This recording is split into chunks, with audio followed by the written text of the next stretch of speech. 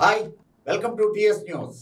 ఈసారి 17th edition IPL చాలా రంజుగా సాగుతోంది. ఇప్పటికే ఎన్నో రికార్డులు బద్దలయ్యాయి, మరికొన్ని రికార్డులు నమోదయ్యాయి. ఏకంగా ఒక్క ఇన్నింగ్స్లో 287 రన్స్ స్కోర్ చేసింది ఎస్ఆర్హెచ్ అగెనిస్ట్ బెంగళూరు.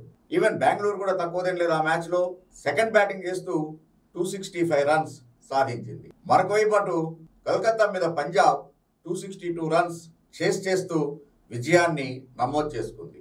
ఈవెన్ అలాగనే కేకేఆర్ పంజాబ్ మ్యాచ్లో ఒక్క మ్యాచ్లో 44 సిక్సర్స్ నమోదయ్యాయి. సో ఈ రకంగా ఎన్నో రకాలైనటువంటి రికార్డ్స్కి నెలవవుతోంది ఇప్పుడు జరుగుతున్నటువంటి ఐపీఎల్.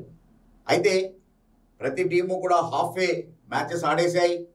సో దాదాపు ప్లే ఆఫ్కి వెళ్ళేటువంటి టీములేంటి, ఏ టీములు రేస్లో ఉన్నాయి, ఇలాంటివన్నీ ప్రేక్షకులు చాలా ఇంట్రెస్టింగ్గా చూస్తూ ఉంటారు.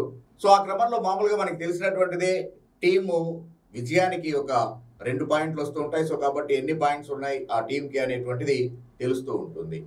ఒకవేళ కనుక పాయింట్లు ఈక్వల్ అయ్యేట్లయితే అప్పుడు ఎవరు బెటర్ పొజిషన్లోకి వెళ్తారు అనేటువంటి తేల్చడానికి నెట్ రన్ రేట్ అనేటువంటి దాంతో క్యాలిక్యులేట్ చేస్తూ ఉంటాం. అది కూడా మనం పాయింట్స్ టేబుల్లో చూస్తూనే ఉంటారు అందరూ కూడా.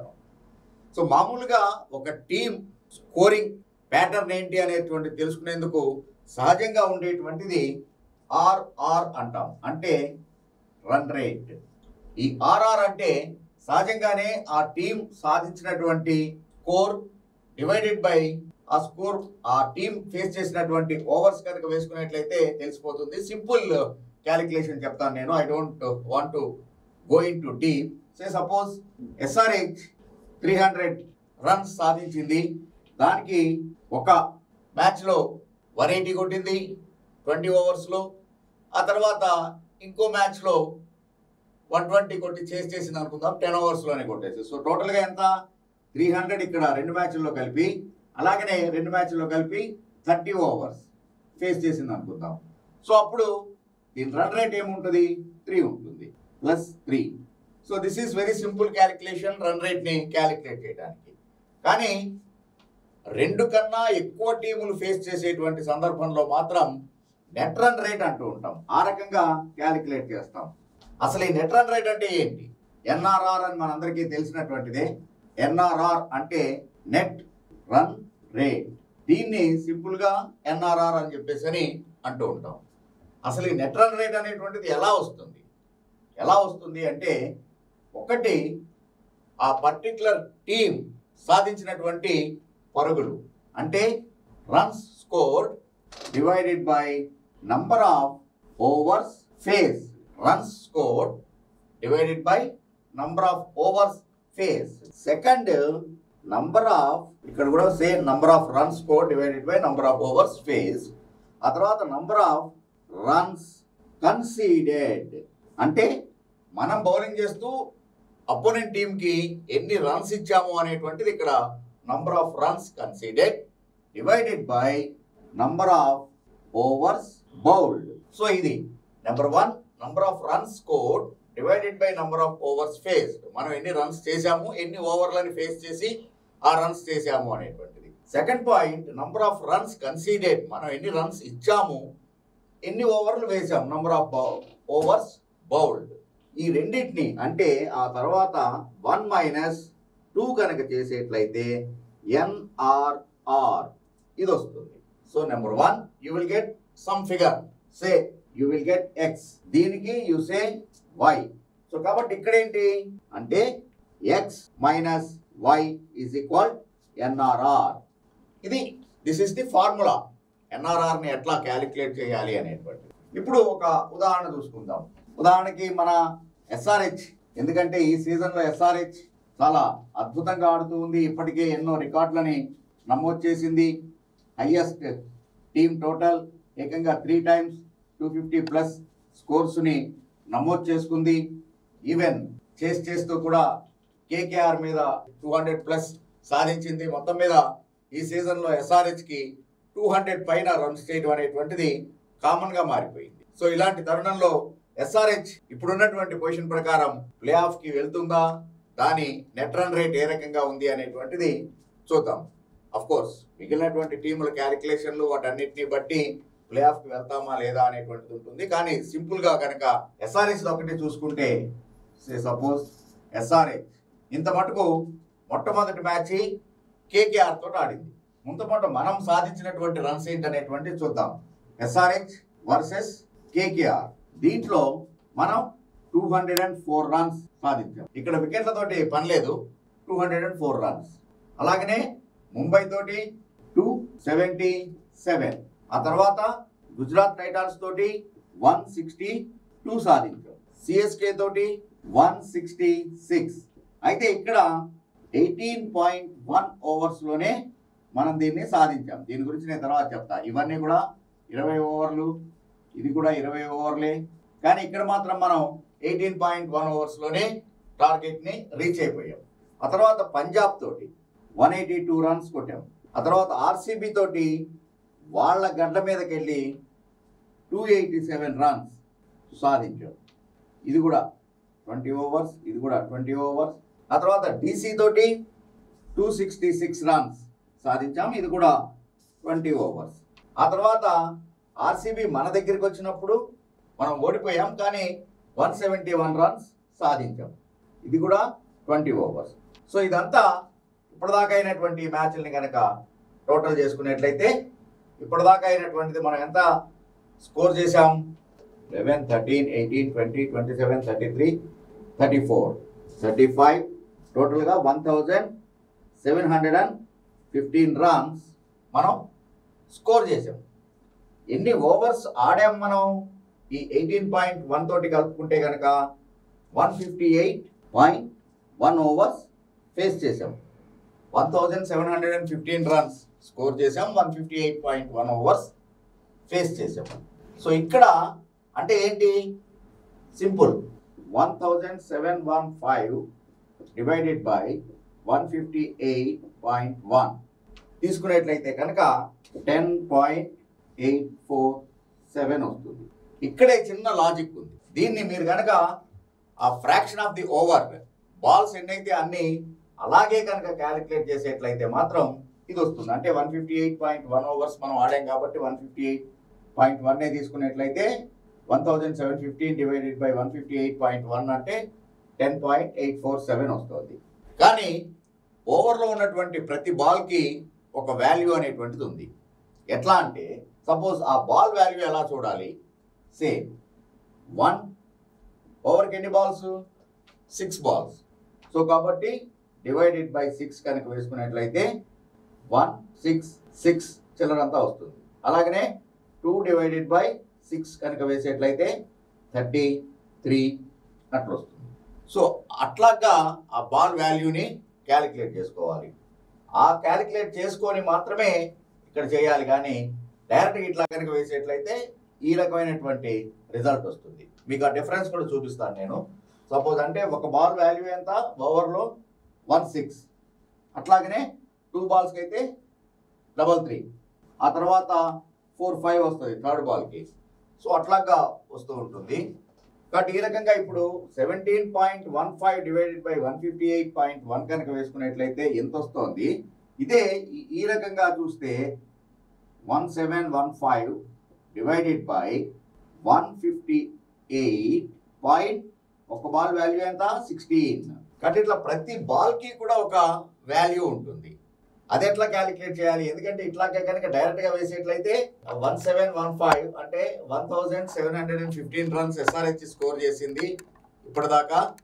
దాంట్లో 158.1 ఓవర్స్ని వాళ్ళు ఫేస్ చేశారు, ఆడారు. సో అంటే 10.847 రన్ రేట్ వస్తుంది. దీన్ని మనం రన్ రేట్ అంటాం. అలాగనే దీనికి ఒక బాల్కి ఒక వాల్యూ ఉంది. నేను చెప్పినట్టు ఒక ఓవర్కి 6 బాల్స్ ఉంటాయి. సో కాబట్టి ఒక బాల్ వాల్యూ రావాలి అంటే 1 డివైడెడ్ బై 6 కనుక వేసేట్లయితే 16, 166 వస్తుంది అనుకో. సరే, యూ టేక్ ఇట్ 16. అలాగనే 2 బాల్స్ అయ్యేట్లయితే 2 డివైడెడ్ బై 6 వేసేట్లయితే 33 వస్తుంది. సో ఆ రకంగా చూసుకుంటూ అలాగే 3 బాల్స్ అయితే 3/6 అయితే కనుక 5 వస్తుంది. 4/6 వేసేట్లయితే 66 వస్తుంది. ఆ తర్వాత 5/6 వేసేట్లయితే 83 వస్తుంది. సో ఓవరాల్గా ఇట్లాగా ఒక్కొక్క బాల్కి ఒక్కొక్క వాల్యూ అనేది ఉంటుంది. దాన్ని బేస్ చేసుకునే మనం రన్ రేట్ని క్యాలిక్యులేట్ చేయాలి. మీకు ఆ డిఫరెన్స్ కూడా చూపిస్తాను నేను.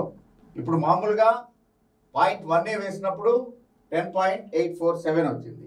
అదే ఇదే 1715 డివైడెడ్ బై 158.16 వేసేట్లయితే ఎంత వస్తుంది? 10.843. సో డిఫరెన్స్ చూసారా? ఇక్కడ 847 ఉంటే ఇక్కడ 843 వచ్చింది. సో అంటే 0.004 తేడా కనబడుతోంది మనకు. అది లాంగ్ రన్లో అంటే నంబర్ ఆఫ్ మ్యాచ్ ఇప్పుడు ఐపీఎల్ లాగా 10 టీంలు పార్టిసిపేట్ చేస్తున్నాయి. ఫ్రాక్షన్ ఆఫ్ 1 కూడా చాలా వాల్యుబుల్. 4th ప్లేస్ని 5th ప్లేస్ని డిసైడ్ చేయడానికి దానికి కూడా. సో అందుకని ఇప్పుడు ఈవెన్ లాస్ట్ ఇయర్ ఎడిషన్ కనుక చూసేట్లయితే ఆ ఫ్రాక్షన్ తోటే ముంబై ఇండియన్స్ ప్లే ఆఫ్లోకి 4th ప్లేస్లోకి వెళ్ళింది. 5th ప్లేస్లో రాజస్థాన్ ఆగిపోవాల్సి వచ్చింది. సో ఈ రకమైనటువంటి డిఫరెన్సెస్. సో కాబట్టి ప్రతి బాల్కి కూడా వాల్యూ ఉంటుంది. ఆ వాల్యూని బేస్ చేసుకుని మనం క్యాలిక్యులేట్ చేయాలి. కానీ ఇట్లా 0.1 అనేటువంటిది కాకుండా 0.16 1 బాల్ వాల్యూ 16 కాబట్టి అట్లా వేయాలి. సో ఇది మనది వస్తుంది. అంటే ఎంత రన్స్ స్కోర్ చేసిన రన్ రేట్ ఎంత వస్తుంది? 10.843. ఆ తర్వాత ఇప్పుడు మనం ఎన్ని రన్స్ ఇచ్చాం, ఎన్ని ఓవర్స్ వాళ్ళు ఆడారు, అంటే ఎన్ని ఓవర్స్ వేసాం, ఎన్ని రన్స్ ఇచ్చాం అనేటువంటిది చూద్దాం. ఇప్పుడు దీన్ని పక్కన పెట్టుకుందాం. మనం చేసినటువంటి మన run rate 10.843. So SRH run rate ఎంత వచ్చింది? 10.843. ఇది మనది. ఇప్పుడు కేకేఆర్కి విరుద్ధంగా మనం 208 రన్స్ ఇచ్చాం 20 ఓవర్స్. అలాగనే ముంబైకి ఎగనెస్ట్ మన మీద 246 స్కోర్ చేసింది 20 ఓవర్స్, అది కూడా. కానీ గుజరాత్ టైటాన్స్ మన మీద 168 రన్స్ 19.1 ఓవర్స్లోనే సాధించింది. మనం 162 చేస్తే వాళ్ళు 168 19.1 ఓవర్స్లోనే కొట్టేశారు. ఇది 20 ఓవర్లే. ఆ తర్వాత సిఎస్కే మనం 166 చేస్తే వాళ్ళు 165 కొట్టారు, మనం 166 కొట్టేసి 18.1 ఓవర్స్లోనే గెలిచిపోయినాం. సో ఇది కూడా 20 ఓవర్స్. ఆ తర్వాత పంజాబ్ తోటి మనం 182 కొట్టాం, వాళ్ళు 180 దగ్గరే ఆగిపోయారు. ఇది 20 ఓవర్స్. మనం 2 రన్స్ విక్టరీ, థ్రిల్లింగ్ విక్టరీ సాధించాం మనం. ఆ తర్వాత ఆర్సీబీ తోటి మనం 287 కొట్టాం, వాళ్ళు 262 రన్స్ చేశారు 20 ఓవర్స్లో. ఆ తర్వాత డీసీ 199 ఆల్అవుట్ అయిపోయింది 19.1 ఓవర్స్లో. ఇది కూడా చూడాలి మనం. ఆ తర్వాత ఆర్సీబీ తోటి జరిగిన మ్యాచ్ ఆర్సీబీ ఏకంగా 206 రన్స్ 20 ఓవర్స్లో. సో ఓవరాల్గా ఎంత అయింది? మనం ఎన్ని రన్స్ ఇచ్చాం వాళ్ళకి, కన్సీడ్ చేసింది ఎంత అంటే 1634 రన్స్ మనం కన్సీడ్ చేసాం. ఓవర్స్ ఎన్ని వేసాం? 158.2. సో ఇక్కడ దీన్ని తీసుకుంటే కనుక 1634 డివైడెడ్ బై 158.2 ఇది తీసుకుంటే ఎంత వస్తుంది? ఇక్కడ కూడా మీకు జస్ట్ ఆ డిఫరెన్స్ తెలియటం కోసం 10.328 వస్తుంది. కానీ యాక్చువల్గా చేయాల్సినటువంటి ఇది రాంగ్. యాక్చువల్గా చేయాల్సింది ఏంటి? 1634 డివైడెడ్ బై 158.33 ఇది కనుక వేసుకునేట్లయితే 10.320. సో ఈ డిఫరెన్స్ ఏది ఉందో అది మీరు క్లియర్గా తెలుసుకోగలరు, అర్థమవుతుంది. సో అందుకని ఎప్పుడు కూడా ఆ బాల్కి ఉన్నటువంటి వాల్యూ ఏదైతే ఉందో దాన్నే క్యాలిక్యులేషన్లోకి తీసుకోవాల్సి వస్తుంది. ఇది కాదు, ఇది కరెక్ట్. సో ఇప్పుడు మనం ఇచ్చింది ఎంత అంటే ఇది నెంబర్ 2, ఇది నెంబర్ 1. ఇందాక నేను చెప్పినట్టుగా number of runs score divided by number of overs face minus number of runs conceded divided by number of overs bowled is equal to ఇది. అంటే 10.843 మైనస్ 10.320. సో ఓవరాల్గా ఎంత ఉన్నాం మనం? ప్లస్ అయింది ఇక్కడ. ఎందుకంటే దీనికన్నా ఇది తక్కువ ఉంది, మన రన్ రేటే ఎక్కువ ఉంది మనం ఇచ్చిన దానికన్నా. సో అందుకని ప్లస్ 523 ప్రస్తుతానికి SRH net run rate. So ఈ రకంగా నెట్ రన్ రేట్ని క్యాలిక్యులేట్ చేయాలి. అయితే ఇక్కడ ఇంకొకటి ఏంటి అంటే, suppose Gujarat Titans net run రేట్ని మనం క్యాలిక్యులేట్ చేస్తున్నాం అనుకుందాం. వాళ్ళు 19.1 ఓవర్స్లోనే ఆల్అౌట్ అయిపోయారు కాబట్టి total quota of overs 20 overs game ఇది. సో కాబట్టి ఇక్కడ మాత్రం వీళ్ళకి 20 ఓవర్స్ తీసుకోవాలి, not 19.1. Even for the same case Delhi Capitals విషయంలో కూడా వాళ్ళు 199 ఆల్అౌట్ అయిపోయారు 19.1లో. సో కాబట్టి వాళ్ళ క్యాలిక్యులేషన్ పర్పస్కి వచ్చేటప్పటికి వాళ్ళకి మాత్రం ఇది 20 ఓవర్స్ ఉంటుంది. ఎప్పుడు వాళ్ళ నెట్ రన్ రేట్ని క్యాలిక్యులేట్ చేసేటప్పుడు వాళ్ళు ఆడినటువంటి మ్యాచ్లు అంటే చేసినటువంటి స్కోర్ డివైడెడ్ బై ఫేస్ చేసినటువంటి ఓవర్స్ మనం క్యాలిక్యులేట్ చేసినటువంటి సందర్భంలో ఇక్కడ ఫుల్ కోట్ ఆఫ్ ఓవర్స్ని తీసుకోవాల్సి వస్తుంది. అదే రన్ చేసేటప్పుడు ఫ్రాక్షన్ ఆఫ్ ఎంతైతే అయితే కనుక, అంటే 8 బాల్స్ లెఫ్ట్ లేకపోతే కనుక 11 బాల్స్ లెఫ్ట్ విక్టరీ అని చెప్పేసి అంటూ ఉంటాం కదా. సో అంత మట్టుకే మనం తీసుకోవాల్సినటువంటి పరిస్థితి ఉంటుంది. ఎగ్జాంపుల్ చెప్పాలి అంటే సిఎస్కేతో జరిగిన మ్యాచే ఉంది. మనం 18.1 ఓవర్స్లోనే టార్గెట్ని చేసాం. సో కాబట్టి అక్కడ ఫుల్ కోటా 20 ఓవర్స్ తీసుకోవాల్సినటువంటి అవసరం లేదు, 18.1 మాత్రమే తీసుకోవాలి. ఆల్అౌట్ అయితే మాత్రమే ఫుల్ కోటా ఆఫ్ ఓవర్స్ని క్యాలిక్యులేషన్లోకి తీసుకోవాల్సి వస్తుంది. సో ఇది నెట్ రన్ రేట్ని క్యాలిక్యులేట్ చేసేటువంటి విధానం. అది ఓన్లీ ఐపీఎల్ ఒకటే కాదు, రేపు రాబోయేటువంటి T20 వరల్డ్ కప్ కావచ్చు, లేకపోతే 50 ఓవర్ వరల్డ్ కప్ కావచ్చు, ఏదైనా సరే టోటల్గా 2 టీముల కన్నా ఎక్కువగా పార్టిసిపేట్ చేస్తున్నటువంటి టోర్నమెంట్లు ఏమున్నా కానీ నెట్ రన్ రేట్ని క్యాలిక్యులేట్ చేసేటువంటి విధానం ఇది. Please subscribe to TS news. ఇలాంటి మరిన్ని ఇంట్రెస్టింగ్ విశేషాలతోటి వీడియోలతోటి మీ ముందుంటాను. Thank you very much.